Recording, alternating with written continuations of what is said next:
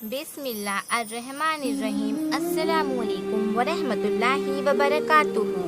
हज़रत अब्दुल्लाह बिन उमर रज़ी अल्लाह ताला अन्हु से रिवायत है कि रसूल अल्लाह सल्लल्लाहु अलैहि वसल्लम ने इरशाद फरमाया, क्या मैं तुम्हें वो वसीयत ना बताऊं जो हज़रत नूह अलैहिस्सलाम ने अपने बेटे को की थी।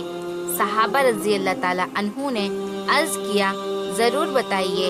इरशाद फरमाया, हज़रत नूह अलैहिस्सलाम ने अपने बेटे को वसीयत में फरमाया, मेरे बेटे, मैं तुमको 2 काम करने की वसीयत करता हूँ और 2 कामों से रोकता हूँ।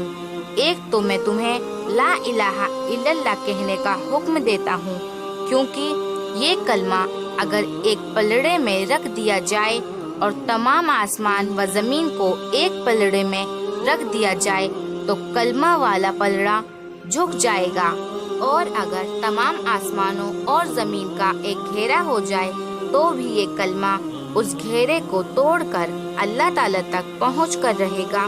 दूसरी चीज़ जिसका हुक्म देता हूँ वो सुब्हानल्लाहिल अज़ीमी व बिहम्दिही का पढ़ना है, क्योंकि ये तमाम मखलूक की इबादत है और उसी की बरकत से मखलूकात को रोज़ी दी जाती है।